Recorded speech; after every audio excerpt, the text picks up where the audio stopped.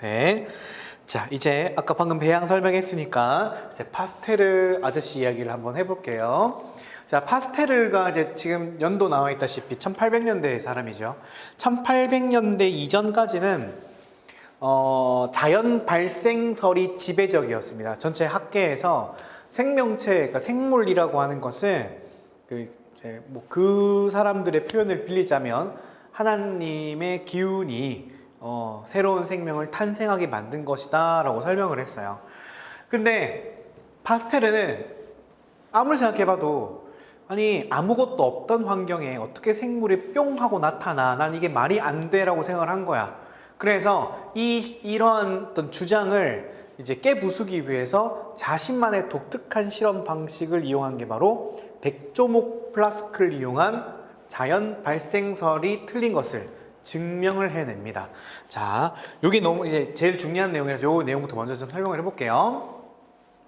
자, 우리가 알고 있는 일반적인 플라스크의 이제 고기즙, 요거는 이제 생물체들이, 미생물들이 잘 살 수 있는 즙을 만들어 가지고 플라스크에 넣어요. 자, 멸균하지 않은 영양액을 플라스크에 이렇게 주입을 하고, 그 다음에 목 부위를 가열해서 이렇게 쭉 유리처럼 늘리는 거야. 늘려가지고는 이런 식으로 S자목으로 만듭니다. 이거를 영어로는 swan neck이라 그래요. swan neck. 그러니까 백조 목이죠. 백조의 목이다. neck. 그죠?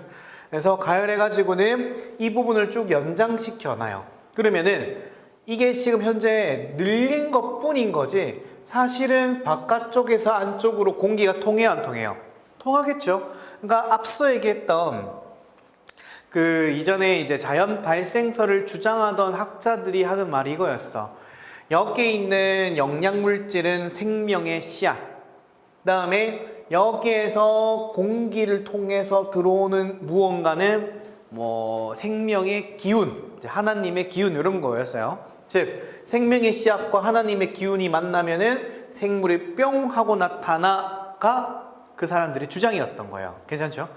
그럼 이걸 이렇게 해놓으면, 그러니까 그냥 이 상태 그림으로 그대로 하면은 외부의 공기 중에 떠다니는 여러 가지 미생물들이 우연히 들어가가지고는 여기서 번식할 수가 있겠죠. 그런데 이렇게 S자로 만들어 놓으면은 공기 중에 있는 미생물이 설사 들어간다는데 요걸 이렇게 거꾸로 통과하기 어려운 거야. 그러니까 중력을 역행을 해야 되니까 굉장히 어렵겠죠.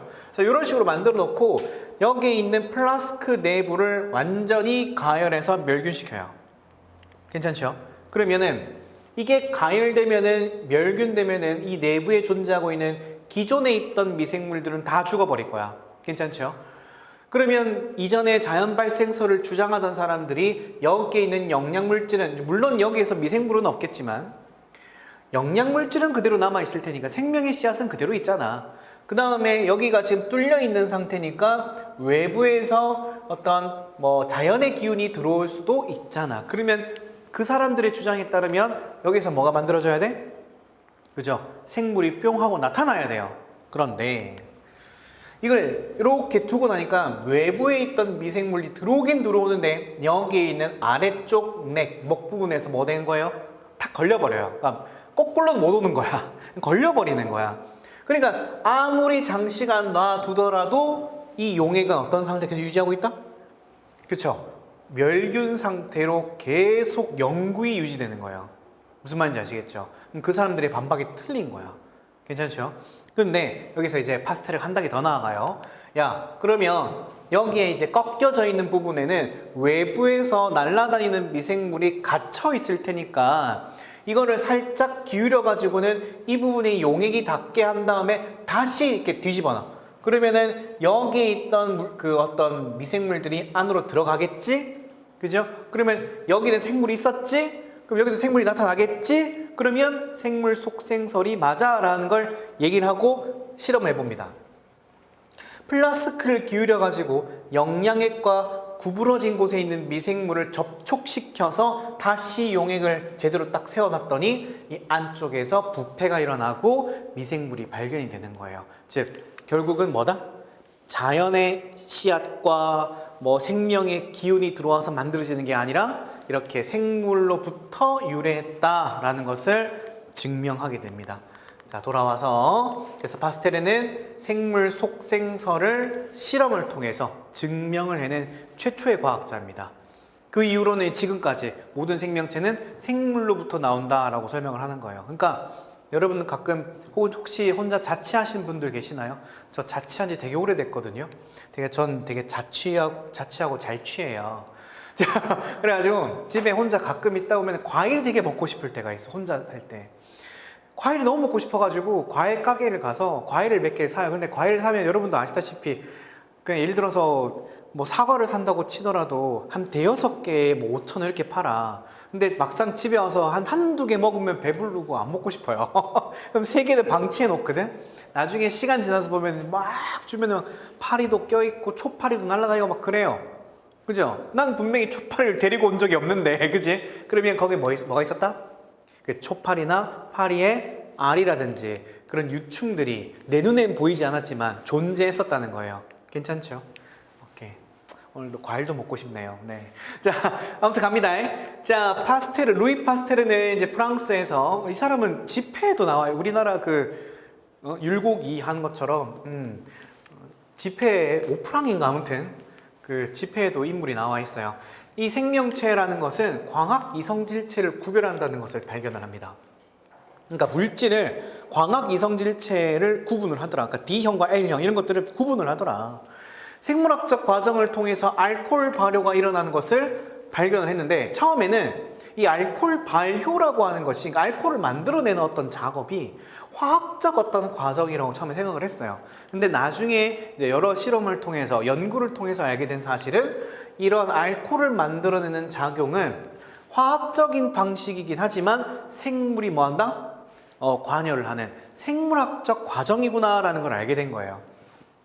그 이후에 이런 연구들을 토대로 실제 질병을 일으키는 것들에 대한 것들을 하나하나 알게 되고 그 중에 탄저병, 콜레라, 광견병, 백신 같은 것들을 막 개발을 해내면서 실제 어떤 식품 산업이라든지 그다음에 이제 멸균 이런 거 관련돼 있는 어떤 이런 내용들이 이 파스테르를 통해서 시작됐다고 생각하시면 돼요. 그래서 심지어 살균법, 저온 살균법이라고 하는 이 단어 자체가 이 사람의 이름이에요.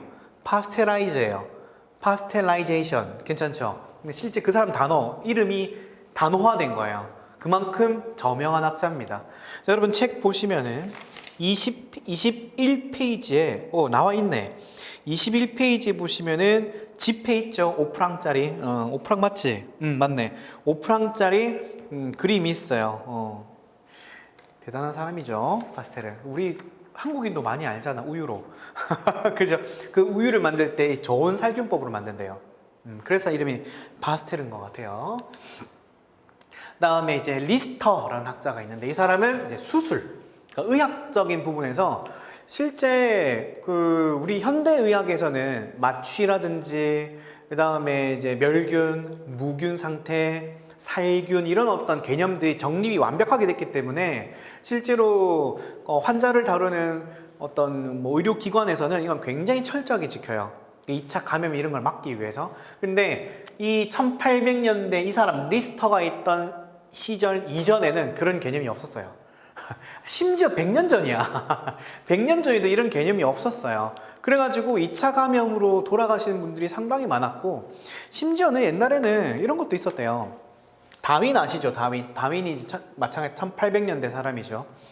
다윈의 할아버지랑 다윈의 아버지가 실제로 굉장히 그 당시에 영국에서 저명한 유명한 의사였어요. 심지어는 할아버지는 왕실의 전문 주치의였어요. 그 정도로 유명했대요. 그러니까 그 당시에는. 근데 다윈 할아버지랑 아버지가 다윈을 보고는 야 그럼 너도 의사가 되라 해서 실제로 의대를 갑니다. 근데 다윈은 거기서 의대생으로서 생활을 하는데 도저히 나는 의사가 못 되겠다라고 하고 뛰쳐나온 이유가 환자들을 치료를 할 때 아무래도 그 당시는 마취라는 것도 없고 이런 무균 이런 어떤 제대로 된 어떤 기법도 도입되지 않았고 하다 보니까 그로 인해 고통받는 환자들이 너무 많고 실제로 이제 어디가 뭐 문제가 생기고 그러면 그냥 팔을 잘라버렸대요. 그런 식으로 하다 보니까 마취도 없으니 얼마나 고통스러운 걸 자기 눈으로 봐야 돼. 다윈은 그게 견디기 힘들었나 봐요. 그래서 나는 이건 못하겠다 해가지고 의대를 자퇴를 하고 생물학자가 된 케이스인데, 근데 실제 우리 지금은 다윈 할아버지랑 다윈 아버지 이름 모르잖아. 근데 다윈은 기억하잖아. 그러니까 정말 대단한 신분이에요. 그 방면으로서는 생물학에 있어서 진화의 어떤 아버지잖아요. 진화의 아버지. 아무튼 그래서 그 당시에는 수술을 하는 상태에서 이런 무균기법 같은 것들이 제대로 도입이 되지 않았기 때문에 리스터를 통해 가지고는 정립이 되었다. 그다음에 세멜와이즈라는 사람은 감염 예방에 있어서 손 세척만큼 중요한 게 없다는 걸 강조했는데, 이건 지금도 유효하죠. 우리 이번에 코로나 시국 때 한참 난리 났을 때 그 포스터 같은 거 우리 그 국민들 대상으로 이렇게 행동하십시오라고 했던 것 중에 손 씻기 꼭 뭐 335 손 씻기? 그죠? 뭐 이렇게 3분 닦고 뭐 이렇게 3분 하는 게 있었잖아요.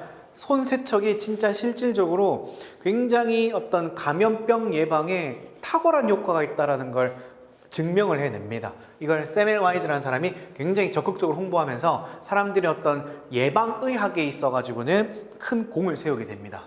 대단하죠. 그러니까 이런 것들이 쌓여서 지금의 현대의학이 된 거예요. 그죠? 우린 참 좋은 시절을 어떻게 보면 태어난 걸 수도 있는 것 같아. 그죠? 야, 불과 100년 전이야. 자, 아무튼 이거 설명을 했고, 자, 이제 그 이후에 독일 과학자 코흐, 이 사람은 의사 겸 이제 과학자였는데, 이제 파스테르가 이런 어떤 실험을 통해 가지고 세균이나 이런 걸 통해 가지고 감염병, 전염병이 나타난다는 걸 알게 되고, 코흐라는 학자는 그럼 실제로 이런 감염 질병이 발생하는 것이 그 어떤 원인 세균이나 원인 균이 있을 거야. 그 균이 실제로 질병을 일으키는지 안 일으키는지에 대해서 증명을 해야 될 거 아니에요.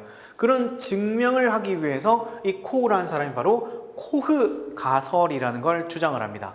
자, 한번 이거부터 먼저 볼게요. 이게 중요해서. 아까 파스텔에는 백조목 플라스크 관련된 설명, 관련된 거 중요하고요. 코흐는 코흐의 가설이 굉장히 중요하죠. 시험에 뭐 대놓고 나오죠, 이거는. 자, 코흐에 가서, 저도 대학교에 있을 때 학교에서 이거 진짜 오만무시하게 배웠어요. 여기에 감염병에 걸렸어. 세균에 감염돼서 죽은 동물을 부검을 합니다. 그럼 부검을 하면은 죽은 동물이 가지고 있는 조직세포는 뭐 당연히 감염과 관련돼 있는 세균이 아니니까 제외하고 의심되는 병원체가 실제로 있을 거야. 그거를 추출을 해요. 그래서 요거를 추출해 가지고는 여기 이제 도마를 하겠죠. 그러니까 여기 의심되는 병원체를 이렇게 배양을 합니다. 배양을 한 다음에 이거를 이제 우리가 실험 동물 있죠. 실험 동물. 똑같은 실험 동물에다가 접종을 해서 실제로 이게 발병이 되는지를 확인을 해요. 그럼 발병이 되겠죠. 만약에 맞다면. 그럼 발병이 되고 나면은 그 발병 때문에 죽은 동물을 또 부검해 가지고 의심되는 병원체를 실제로 배양해가지고 이전 것과 같은 건지, 처음에 배양한 것과 나중에 접종해서 나온 그 배양된 세균과 똑같은지를 확인해 본 거야. 똑같아? 아하, 그러면은 얘가 실제로 병을 일으킨 거는 얘 때문이었구나를 알게 되는 거예요. 이게 바로 코흐의 가설이죠. 당연히 대조군도 있어요. 대조군은 건강한 동물에 그 다음에 실제 의심되는 병원체가 발견이 안 돼야 되겠죠. 그러니까 얘는 대조군, 얘는 실험군이 되겠죠. 그래서 대조군 실험군을 통해 가지고는 의심되는 병원체를 하나하나 이렇게 분리해냅니다. 괜찮죠? 그게 코흐가 했던 거고, 이걸 통해서 배종설이라고 하는 가설을 만듭니다. 즉 영어로는 germ theory라고 하는데, germ theory, 이게 세균으로부터 감염병이 발생한다는 어떤 이론을 얘기를 한 거예요. 자, 어떤 연구를 했느냐? 탄저병 연구를 합니다. 그래서 내생포자 형성의 세균에 의한 발병으로서 탄저병이 우리 몸의 병원균으로서 탄저균이라는 게 있구나라는 걸 알게 되고, 마찬가지 결핵균도 발견하게 돼요. 그죠? 저희 어머니 세대만 하더라도 결핵이 굉장히 이제 되게 흔한 질병이었다고 하더라고요. 근데 그거를 이제 발견해서 지금의 현대의학에 와서는 이제 잘 치료하고 하는 걸로 이제 발전을 한 거죠. 근데 처음 발견한 거예요, 이때. 미생물과 질병 간의 연관성을 분명하게 설명을 했어. 아까 방금 말씀드린 코우의 가설에 따르면 어떤 미생물 세균에 의해 가지고는 질병이 발병하는구나 라는 걸 알게 되고, 미생물의 순수 배양체를 얻기 위한 기술을 개발했으며 일부는 오늘날에도 이용하고 있다. 아까 얘기했던 리차드 패트리, 그죠? 그래서 양면이 투명한 패트리 접시, 그 패트리 접시 아마 많이 보셨을 거예요. 이렇게 뚜껑 덮어가지고는 양쪽 다 볼 수 있잖아, 그죠? 이렇게 생긴 거. 그래서 순수 배양체를 얻어내는 기술을 코우가 여러 가지를 개발을 했는데 그 중에는 오늘날에도 계속 사용하고 있더라. 그렇게 생각하시면 되고, 1905년에 생리의학상, 생물학상을 받은 거죠. 노벨상도 수상을 합니다. 1910년에 돌아가셨네요. 그죠? 자, 아무튼 제 코우의 가설은 여러분들 꼭 복습을 한번 하시고 확인 한번 하시길 바랍니다. 자, 오늘날의 코우의 가설. 근데 사실 그렇잖아요. 이전에 수많은 저명한 과학자들이 많은 어떤 내용들을 주장을 하고 많은 내용들을 설명하긴 했지만 오늘날에 적용되는 것도 있지만 적용되지 않는 것도 있어요. 제 실례로 제가 이제 어렸을 때 받았던 충격 중에 하나가 뭐였냐면, 우리가 과학자 하면 제일 먼저 떠오르는 사람이 누구냐고 물으면 대부분의 학생분들은 이러더라고. 아인슈타인 얘기 많이 하더라고요. 워낙 유명한 사람이니까. 아인슈타인이 희대의 천재였대요. 정말 똑똑한 사람이었다고 하더라고요. 그런데 아인슈타인도 주장했던 과학적인 어떤 주장 중에 틀린 게 있었어요. 지금의 현대에 와서. 그러니까 확인을 해보니까 그 아인슈타인이 주장했던 여러 가지 주장들, 과학적 사실들 중에서, 주장 중에서 현재로서는 아인슈타인 말이 틀렸다라고 보는 것도 있어요. 그런 것처럼 이 세상에 완벽한 건 없어요. 코우도 마찬가지야. 연구를 해보니까 실제로 많은 어떤 세균들이 실제 코우의 가설을 통해 가지고는 이 병원균이 이 원인균이구나라는 것을 알아내는 거에서 혁혁한 공이 있지만 반드시 다 모든 모델 생물에게 적용되는 것은 아니었다라는 걸 알게 돼요. 읽어볼게요. 코우의 가설은 적절한 동물 모델이 이용 가능한 경우에 적용되는 거지. 그리고 병원 미생물학에 있어서 귀중한 어떤 표준으로 남아있지만 모두 만족시키는 것은 또 아니더라 이거야. 그러니까 예외가 있다는 걸 관측한 거야. 그래서 모든 전염병에서 이러한 코우의 가설이 적용되는 것은 아니더라. 괜찮죠? 하지만 그걸 최초로 이제 말씀을 하셨고, 그걸 통해 가지고 많은 어떤 질병들을 이제 알아내는 거에 대한 좀 정말 큰 공은 있는 건 맞지만 모두 그런 건 아니다.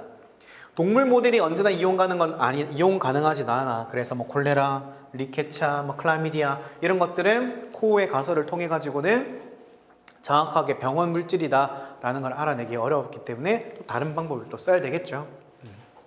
그래서 코우 시험에는 정말 파스텔이랑 코우가 뭐 거의 뭐 대놓고 나와가지고 좀 자세히 설명을 했습니다. 자, 여러분 책 보시면 20페이지 맨 아래쪽에 파스텔의 백조목 플라스크 실험 잘 나와 있고요. 그다음에 21페이지 보시면은 이제 코우에 초상화가 있네요. 잘생겼네요. 자, 네, 다음 페이지 22페이지 맨 아래에 보시면 코우의 가설 해가지고는 관련된 내용 쭉 나와 있는 거 한번 여러분 꼭 복습하시면서 한번 읽어보시길 바랍니다. 자, 그 이후에 이제 다른 학자들도 얘기를 해볼게요. 일단 제일 중요한 학자가 파스텔이랑 코우예요. 그다음에 이제 네덜란드어라 가지고 그죠? 마르티너스 베이에링크 이렇게 읽더라고요. 뭐 상관없어요. 베이에링크. 자, 이 사람은 이제 최초로 바이러스학의 기본 개념을 기술했대. 그러니까 이전까지 질병을 일으키는 것은 세균이라고 생각했어. 그러니까 그러니까 눈에 안 보이니까 세균이라고 생각했는데 세균보다 더 작은 무언가가 있더라라는 걸 알게 되고 그 무언가가 바로 바이러스다라는 거를 최초로 개념을 기술을 했어요. 물론 최초의 바이러스를 얻어내고 바이러스가 이런 거다라는 것을 명명하진 않았지만 찾아내긴 했었어요. 뭐 예를 들면 드미트리 이바노브스키 같은 경우에는 담배 모자이크 바이러스를 이제 추출을 해가지고는 얘가 실질적으로 병을 일으키는 무언가는 맞는데 그게 세균 여과기를 통과했기 때문에 세균은 아니야 라는 걸 알게 된 건 맞아. 근데 바이러스라는 개념을 정립하고 기술하기 시작한 거는 이때부터입니다. 1800, 1900년대부터예요. 그러니까 바이러스가 진짜 이것도 100년 안 된 거잖아. 그죠? 100년이 안 됐어요, 얘는.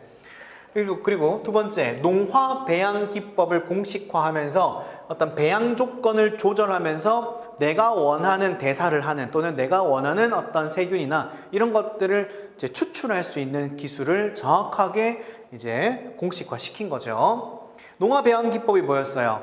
그치? 특수한 대사만 하는 친구들을 어떤 이제 배양 환경에서 그 대사만 할 수 있는 것을 골라내는 그런 것을 농화 배양 기법이라고 하죠. 영양분과 배양 조건을 조절을 해서 매우 선택적인 방법으로 자연 시료에서 미생물을 분리 배양하는 것이다. 그 중에 이제 이 베이링크는 발음도 어렵다. 베이에링크는 질소 고정 세균인 리조비움을 이렇게 독립적으로 추출해냅니다.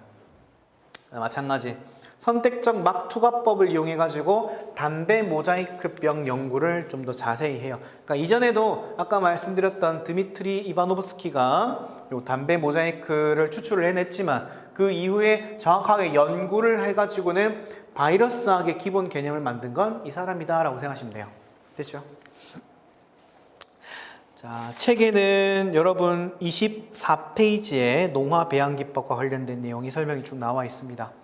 됐고, 다음 사람. 사람 왜 이렇게 많은지, 그죠? 세르게이 위노그라드스키, 그죠? 이란 사람이래요. 위노그라드스키. 이 사람은 이제 혐기성 질소 고정세균, 호기성 질소 고정세균, 즉 질소 고정세균들을 이렇게 최초로 분리를 해내요. 이제 클로스트리디움, 파스테리디움, 발음 부럽다. 파스테리아움. 그 다음에 아조토박터, 그죠? 이걸 최초로 분리를 해냅니다. 그리고 이 사람은 개념 제한을 할 때 우리가 무기화합물을 이용해서 에너지를 얻는 무기화합물을 통해서 에너지를 얻는 것을 영양물, 그러니까 어떻게 보면 여러 가지 이제 방식이 살아가는 방식이 있는데 화학적인 어떤 에너지를 이용해서 에너지를 얻어 살아가는 어떤 개념도 있다. 그런 생물도 있다라는 것을 제안을 했고 현대에 와서는 그런 생물이 있다는 것을 밝혀냅니다. 그죠? 다음 질소 및 황화합물의 순환에 관한 연구 아까 했죠?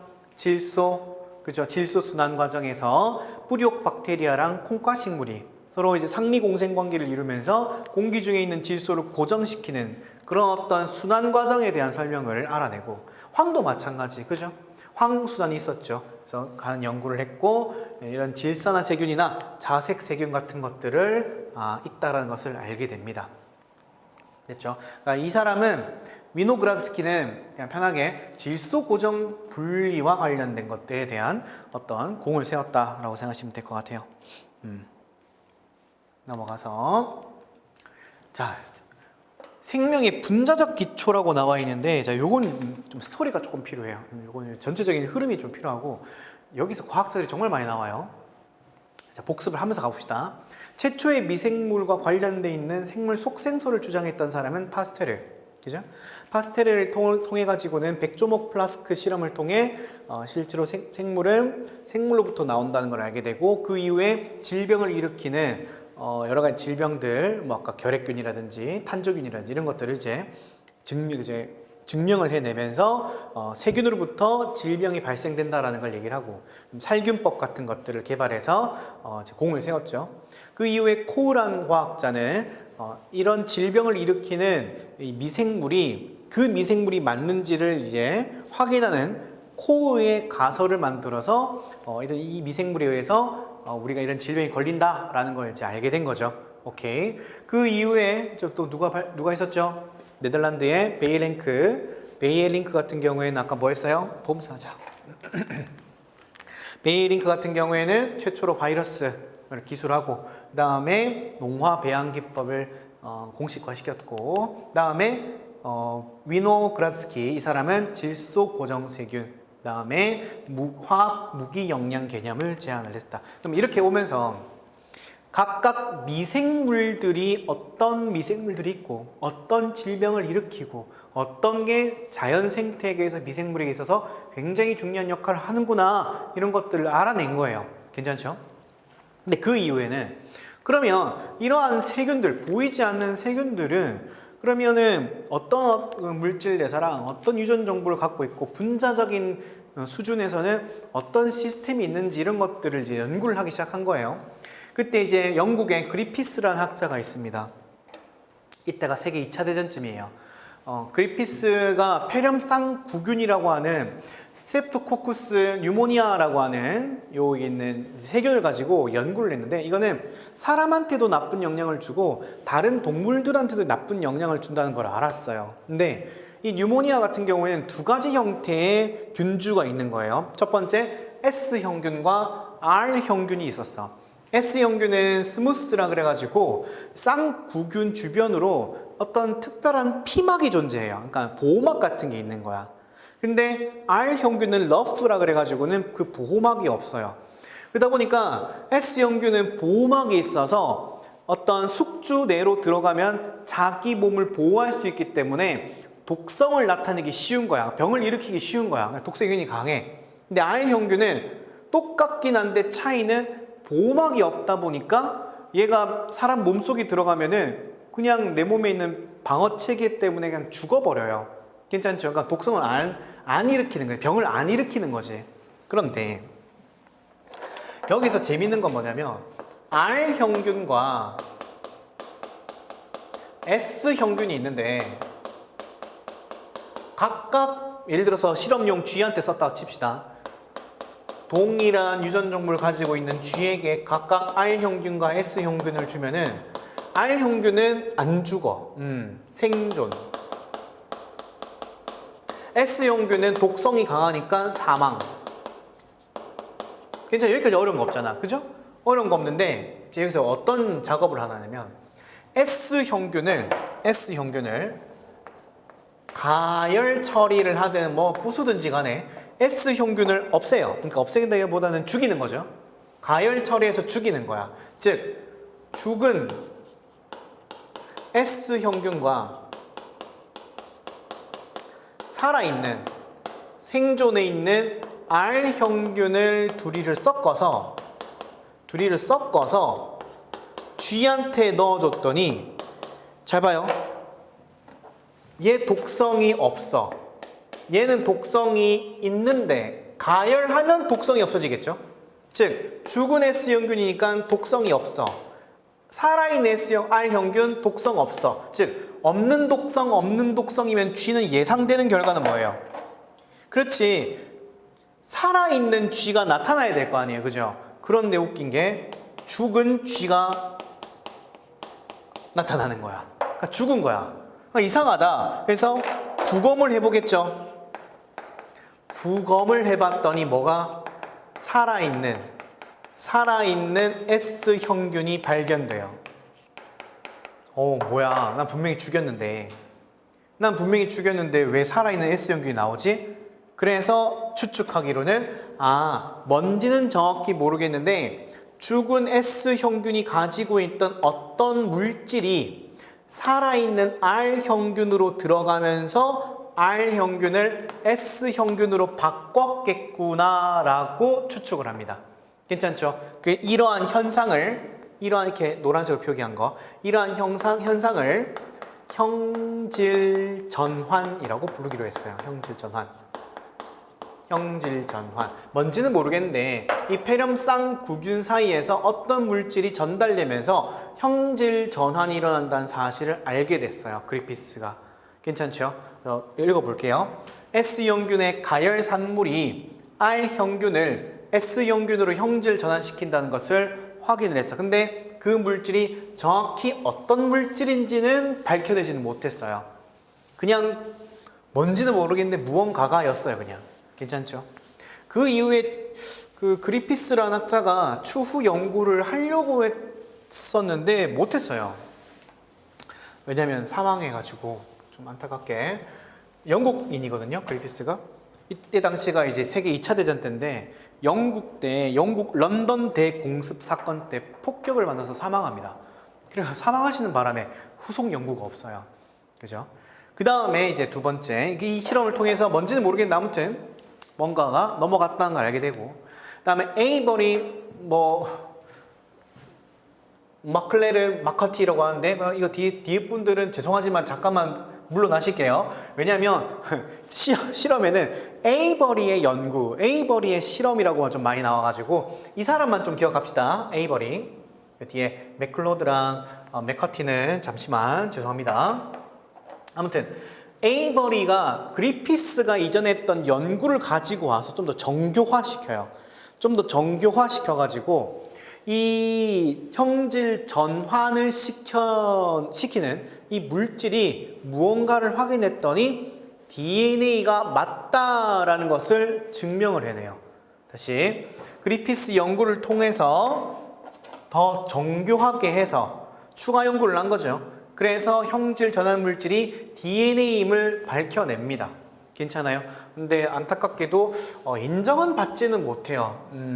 왜냐하면 이 당시가 이제 1900년대인데 그때도 아직도 유전 물질은 DNA가 아니라 단백질이다라는 어떤 믿음이 좀 강했어요. 그러다 보니까 DNA가 실질적으로 에이버리 실험을 통해 가지고는 유전 물질임을 증명해내긴 했지만 인정받지는 못했고, 사실 약간 실험의 허점도 좀 많았대요. 아무튼 그렇구나. 그 정도만 이해하시면 돼요.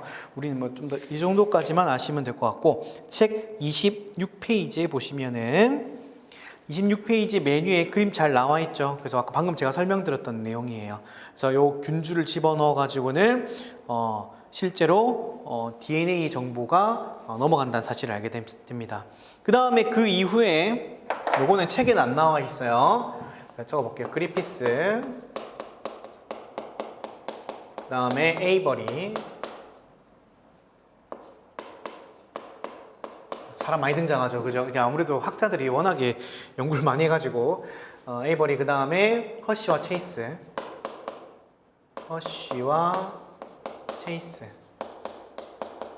그 연구를 통해서 여기서 이제 여기는 폐렴 쌍구균 뉴모니아, 마찬가지 폐렴 쌍구균을 통해서 DNA가 유전 물질임을 알아내요. 뭐가? 형질 전환되는 물질이. 형질 전환이 일어난다는 걸 처음 밝혔고, 이걸 구체화시켜서 그건 DNA라는 걸 밝혔는데 인정받지는 못해. 하지만 허시어랑 체이스의 실험을 통해 가지고 박테리오파지와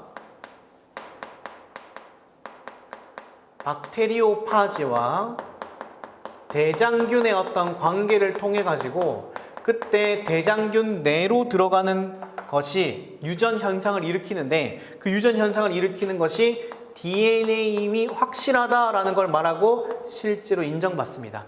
인정받아서 노벨상도 수상을 해요. 그래서 허시와 체이스가 이 실험을 통해 가지고는 DNA가 유전 물질임을 확실하게 인정받는 계기가 됩니다. 그리고 이제 DNA가 유전 물질인 걸 알게 된 거예요. 근데 그 이후에 그러면 DNA가 유전 물질인 건 알겠는데 그러면 어떻게 생겨 먹었어? 했을 때 등장하는 세 사람이 있는데, 네 사람인데 한 사람 뺄게요. 걔는 시험에 안 나올 것 같아. 제일 중요한 사람, 프랭클린, 로잘린드 프랭클린. 우리 책에 나옵니다. 로잘린드 프랭클린. 여성과학자예요. 제가 볼 때는 이분이 제일 중요한 것 같아. 로잘린드 프랭클린이라는 학자가 DNA의 구조를 X선 회절을 통해 가지고 구해냅니다. 그러니까 DNA 구조를 사실상 이분이 다 알아냈다고 해도 과언이 아니에요. 그래서 로잘린드 프랭클린이 X선 회절 사진을 통해 가지고는 이중 나선 구조 형태다라는 걸 증명을 했고, 그 이후에 왓슨과 크릭 두 사람이죠. 이 두 사람에 의해 가지고 DNA의 구조를 명확히 합니다. 명확히 해서 논문을 내고 노벨상 수상까지 해요. 괜찮죠? 그래서 DNA 이중나선 구조가 이 사람에 의해서 명백하게 나왔고, 그 이후에 이제 DNA로부터 유전자가 어떻고 하는 내용이 역사가 쭉 이어지는 거예요. 이건 약간 현대과학이죠. 다 돌아가셨는데 아직 이 사람 살아있어요. 92세인가? 아직 살아있어요. 크릭 돌아가셨고요. 아직 그러니까 최근이에요, 최근. 이걸 밝힌 게 1950년대에 우리나라 한국전쟁하던 당시에요. 1950년대에 이걸 밝혀냅니다. 그 이후에 현대과학이죠. 현대과학 때는 이제 그 이후에 이 정도만 아시면 돼요. 이렇게 진행된다. 책 보실게요. 26페이지 아래쪽에 보면은 나와요. 로잘린드 플랭클린, 그 다음에 왓슨과 크릭, 그죠? 그 다음에 그걸 통해 가지고는 각각 DNA 정보가 어떻다. 그 다음 밑에 뭐 주커 칸달이나 그 다음에 라이너스 폴링도 나오는데, 라이너스 폴링 같은 경우에는 이 유전 정보를 담고 있는 것이 아데닌, 구아닌, 사이토신, 타이민에 의해서 결정되고, 이게 하나의 세개가 하나의 아미노산을 형성하면서 어떤 코돈이라고 하는 것이 형성된다. 그런 것들을 설명해 가지고는 그를 이제 실험적으로 증명을 해내고, 이분도 마찬가지로 노벨상을 수상합니다. 이 사람은 그죠? 돌아가신 게 2013년, 그죠? 1994년 최근 돌아가셨어요, 그죠? 그러니까 이제 안 거야. 사실 좀 그래요. 생명과학은 정말 최근의 학문이야, 그죠? 그래서 이렇게 된다는 사실 아시면 될 것 같아요. 이게 지금 설명이 현재 생명암호, 생명의 분자적 어떤 기초라고 하면 DNA를 떠올리시면 돼요. 됐죠? 넘어갑니다. 이건 좀 지울게요.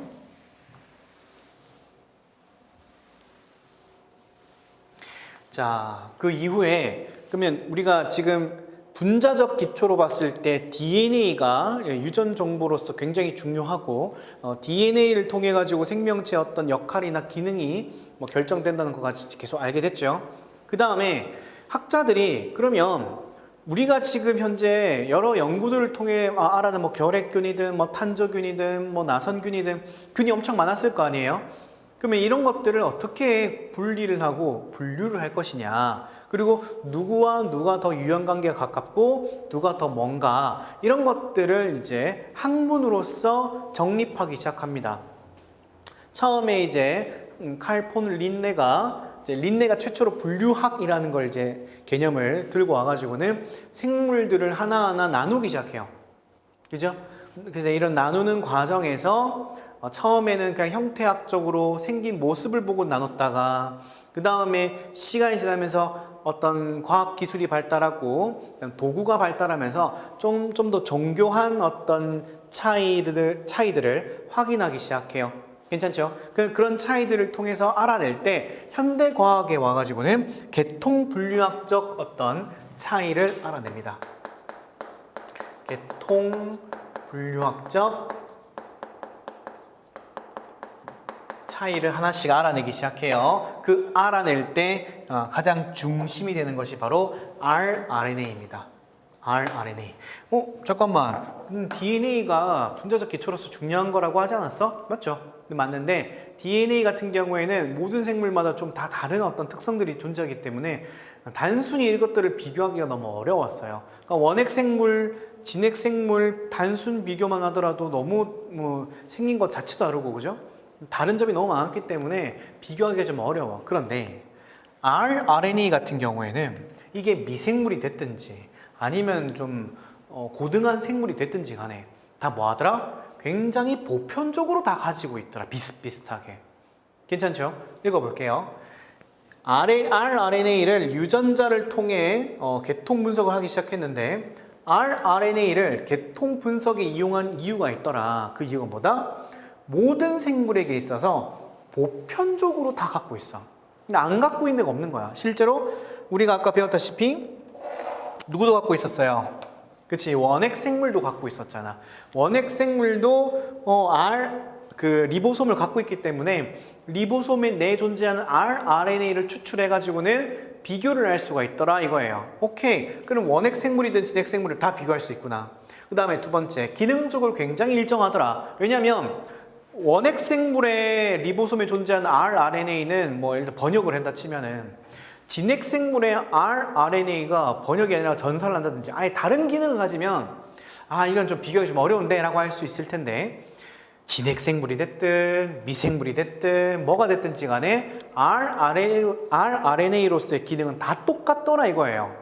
괜찮죠? 기능적으로 굉장히 일정하구나. 세 번째, 충분히 보존되어 있음. 왜 그렇게 써요? rRNA 같은 경우에는 얘가 정보가 바뀌어 버리거나 이제 어떤 돌연변이가 발생해서 문제가 발생하면 또 다른 기능을 가져버리면 걔는 rRNA가 아니잖아, 그죠? 그러니까 rRNA라 하면은 자기의 번역이라고 하는 어떤 과정을 충실히 수행해야 되기 때문에 변하지 않고 쭉 있더라 이거예요. 그 변화가 크지 않더라. 잘 보존되어 있더라. 4번, 적당한 길이라 진화적 유연관계가 확인이 가능하다. 적당한 길이, 그렇죠? 사람의 DNA 가지고 연구하려면 정말 골 터진대요. 너무 많으니까. 그런데 rRNA는 그 리보솜, 그 눈에 보이지도 않는 그 세포 속에 세포 눈에 안 보이잖아. 그 다음에 핵이 있어. 그 더 작아. 그보다 더 작은 점처럼 보이는 이 친구가 rRNA, 리보솜이에요, 리보솜. 그러니까 얘는 아무리 길어봐야 얼마나 길겠어. 적당한 길이에. 그 다음에 이런 어떤 진화적 유연관계를 잘 보존되어 있기 때문에 비교해 볼 수 있는 거야. 괜찮죠? 그래서 이런 rRNA 연구를 통해 알아낸 사실은 계통물리학적으로 봤을 때 이 지구상에 존재하는 생물 중에서 크게 세 가지로 분류를 할 수 있더라. 누구에 의해서? 우스, 요 사람 우스라는 학자의 칼 우스예요. 이 우스라는 학자가 삼력 6개라는 개념을 이제 주장을 합니다. 삼력은 밑에 나와 있듯이 진정세균, 고세균, 진핵생물로서 이렇게 세 가지 도메인이 있다는 것을 확립합니다. 물론 그 전에도 처음에 린네라든지 휘테커라든지 다른 여러 학자들이 있었어요. 근데 이제 지금 현재 그걸 이제 받아들이지 않고 있죠. 그러니까 분류학에 있어서 그거는 그냥 일종의 역사적 사실인 거고 현재로서 받아들이고 있는 것은 삼력 6개로 받아들이고 있다. 그래서 여러분 책에 보시면은 27페이지에 그 설명이 나와 있으면 헤켈이라든지 그다음에 휘테커, 그다음에 최근에는 칼 우스가 이제 삼력 6개 rRNA 분석을 통해서 계통 분류학적으로 분류를 했다. 그 세 가지의 도메인은 뭐다? 방금 설명했듯이 진정세균, 고세균, 진핵생물이다. 그래서 페이지 28페이지에 보시면은 자, 지금 설명이 이제 그림이 이쁘게 정말 잘 나와 있죠. 세균, 고균, 진핵생물 이렇게 세 가지로 현재 구별을 해가지고는 현대과학에서 받아들이고 있습니다. 자, 봅시다. 그러면 진화적 상관관계의 계통학적 생명수라고 해도 되고 뭐 생명수 해도 되고요. 계통수 해도 되고요. 상관없습니다. 자, 이런 걸 연구를 해가지고 알게 된 건데 그러면 실제 미생물들이 어떤 것들이 있는가 보자. 자, 진정세균, 이게 이제 진정세균이 박테리아라고 많이 부르죠. 박테리아 또는 그냥 편하게 세균 이렇게 불러도 상관없어요. 자, 원핵세포, 일반적으로 핵이 없는 막성 소기관이 존재하지 않는 단순한 형태의 원핵세포고 대부분 단세포입니다. 그 다음에 90% 이상이 4개의 문은 이제 파일럼이라고 하는데 계문 강목 과속종, 계문 강목 과속종, 계문 강목 과속종 역 됐죠? 자, 이랬을 때 대부분의 진정세균은 이 문이 크게 4가지 내에 다 들어간대요. 그래서 분류를 해보니까 그람 양성균은 이 2가지, 방성균과 후벽균, 그 다음에 그람 음성균은 프로테오박테리아랑 의간균 이렇게 해가지고는 이 4개의 문 중에 하나에 속하더라 라는 걸 알게 됩니다. 그렇죠? 우리 책에 그 다 설명이 나와 있어요. 책 29페이지 밑에 보시면은 그죠? 세균 해가지고 쭉 설명이 있는데 이제 문, 파일라라고 파일라든 파일럼이든 같은 거 아시죠? 이게 단수 복수형인 것 뿐이에요. 다음에 거기 이제 나와 있다시피 rRNA 유전자 서열의 유사성을 비교해 가지고는 이 그람 양성균과 음성균의 대부분이 여기 들어가더라 라는 사실을 알게 됩니다. 자, 넘어가서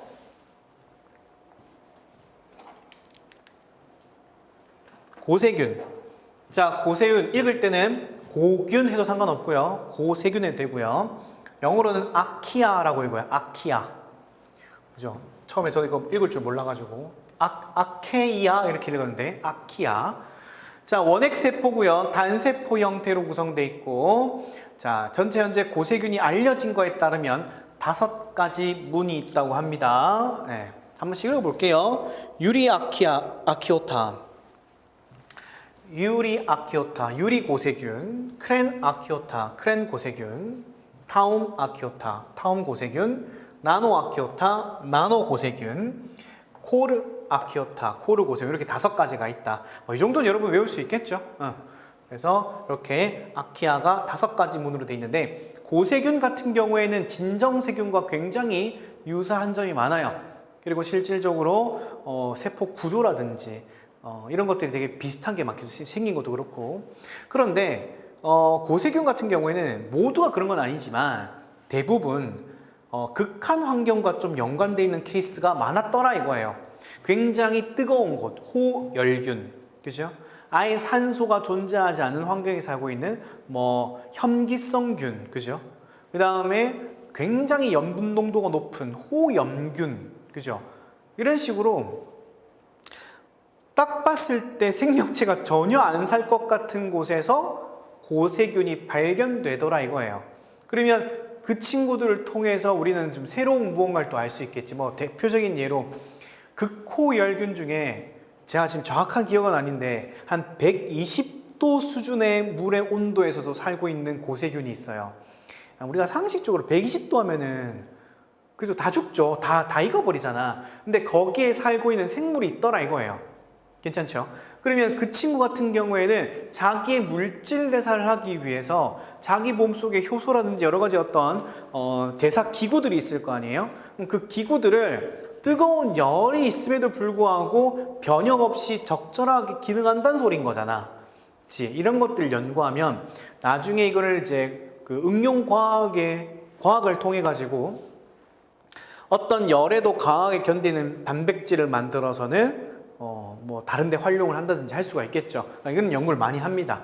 그래서 극한 환경과 연관이 많이 돼 있다. 근데 그렇다고 해가지고 무조건 극한 환경이냐? 그것도 아니에요. 마찬가지. 진정세균도 그건 모두 극한 환경이 아니냐? 그건 아니에요. 뜨거운 곳에 살고 있는 진정세균도 있습니다. 그러니까 비율상 그런 거야. 고세균이 좀 극한 환경에 좀 많이 살더라 이거야 그냥. 괜찮죠? 그렇게만 이해해 주시면 돼요. 그래서 이런 식으로 이해하시면 되고, 책 페이지 30페이지 고균이라고 되어 있는 부분 보시면 되겠습니다. 다음 진핵생물. 진핵생물은 사실 미생물학에서 크게 다루진 않아요. 뭐 굳이 다룬다면 조류 정도, 그죠? 아니면 편무충류라든지 이런 식으로 원생동물 정도는 좀 다룰 수 있겠지만 주로 아무래도 거대 균계나 식물계, 동물계 같은 경우에는 거대 생물이기 때문에 미생물 영역이 아니다 보니까 이건 잘 다루진 않고, 원생 생물계에 존재하는 조류라든지 아니면은 일부 이제 원생 동물류들 이런 것들은 조금 다루긴 한다. 그냥 그렇구나 정도만 하고 여러분 그냥 책 한번 읽어보시면 될 것 같아요. 뭐 그렇게 중요한 내용까지는 아니고. 자, 넘어가고. 자, 여기 중요하죠. 바이러스. 자, 여기서 이제 의문이 드시는 분도 있을 수 있어요. 미생물학이면 생물을 다루는 건데 갑자기 왜 바이러스가 등장해? 그죠? 바이러스가 처음에 이제 우리 농학기법을 얘기했던 이제 베이랭크, 그 사람이 이제 바이러스랑 관련된 내용들을 처음으로 기술을 했다 그랬죠. 그러니까 눈에 보이지 않는 무언가야. 근데 처음에는 이게 생물이 아닌 줄 알았어. 근데 연구를 통해 하다 보니까 이 친구가, 그러니까 이 바이러스라고 하는 게 어떤 다른 생물을 숙주 삼아서 생명체와 같은 물질 대사를 하더라라는 걸 알게 된 거예요. 그죠? 그걸 통해 가지고는 이 바이러스라는 것도 결국은 어떤 생명 현상을 나타내는데 눈에 보이지 않는 미생물과 같은 존재구나. 그래서 이제 물론 바이러스학이라고 따로 있긴 한데 미생물학에 바이러스학이 일부 들어와 있어요. 어차피 같이 눈에 보이지 않는 것들이기 때문에. 그런데 바이러스는 현재 생물로 여기지 않기 때문에 개통수, 즉 생명수에는 표기가 되지 않아요. 괜찮죠? 아까 얘기했던 3역 6개에 들어가지 않아요. 안 들어가고 따로 빠져 있습니다. 그리고 바이러스는 절대 기생체라 그래가지고 반드시 뭐가 존재한다? 숙주가 있어야 살 수 있는, 숙주가 있어야 유전 정보를 복제도 하고 자손도 만들고 진화도 하는 거예요. 무슨 말인지 아시겠죠? 그래서 바이러스는 절대 기생체다. 그래서 우리가 이런 얘기도 하죠. 바이러스 같은 경우에는 최초의 어떤 뭐 생물 뭐 이렇게 부를 수 없다고 하잖아. 왜? 숙주가 있어야지만 살아갈 수 있기 때문에. 그리고 DNA 또는 RNA 둘 중 하나만 가진 특징이 있다. 그죠? 일반적으로 생물이라고 하면은 DNA와 RNA를 모두 가지고 있어. 근데 바이러스는 그렇진 않아. DNA 또는 RNA 둘 중 하나만 가지기 때문에 DNA 바이러스 또는 RNA 바이러스 이런 식으로 부르는 거죠. 그죠? 다음에 스스로 물질 대사가 불가능하다. 그래서 에너지 보존도 불가능해. 즉 숙주가 없는 환경에서는 단백질 결정체 형태로 그냥 가만히 있어. 즉 아무 짓도 안 하는 거야. 어떤 화학적인 변화가 없어요. 그래서 스스로 물질 대사도 안 되고, 그 물질 대사가 안 되니까 당연히 에너지 대사도 함께 일어나지 않기 때문에 에너지 보존이라든지 이런 것도 불가능합니다. 괜찮죠? 그 다음에 특히 세균의 감염을 일으키는 바이러스를 보통 우리는 박테리오파지라고 많이 불러요. 괜찮죠? 물론 이제 모두 그런 건 아닌데 일반적으로 세균 감염 바이러스를 박테리오파지라고 통칭해서 많이 부릅니다. 그래서 세균 같은 경우에는 세균성 바이러스가 세균에 감염된 케이스를 우리가 보통 일반적으로 세균성 바이러스라 많이 부르거든요. 그런데 세균만 감염시키는 바이러스도 있지만 식물만 감염시키는 아까 우리 배웠던 담배 모자이크 바이러스라든지 아니면은 동물에게 영향을 미치는 동물성 바이러스, 뭐 에이즈라든지 이런 거죠. 그런 친구들, HIV, 그런 친구들처럼 각자 숙주에 따라 그 다음에 핵산, 유전 물질에 따라 이렇게 분류를 한다. 이렇게 생각하시면 되겠습니다. 그래서 31페이지에 보시면은 바이러스 설명이 쭉 나와 있어요. 그래서 이제 여기 생명수, 아까 얘기했던 개통수에서 넣을 수 없고, 그 다음에 굉장히 작기 때문에 이 친구들만 따로 잠깐 또 배웁니다. 그래서 뒤편에 가서 또 배울 테니까 그렇게 이해하시면 되겠습니다. 그래서 정리하면 미생물학이라고 하는 거는 전체 이제 내용에서 우리가 이제 가장 흔하게 보는 감염병으로서 전염병으로서의 진단 미생물학. 그다음에 생명공학은 아까 얘기했던 플라스미드를 이용해 가지고는 내가 원하는 유전 정보를 복제하거나 만들어내거나 물질을 추출하는 공학 기술. 뭐 수질이나 수계 미생물학 이런 거는 뭐겠어요? 생물 정화와 관련돼 있겠죠. 그 다음에 대기도 마찬가지. 대기, 공기 중에 날아다니는 미생물도 많아요. 이런 대기에 있는 미생물도 연구를 해가지고는 대기에 어떤 영향을 미치겠구나라는 것도 연구 중에 있습니다. 토양 아까 얘기했던 질소 고정세균 누구였어요?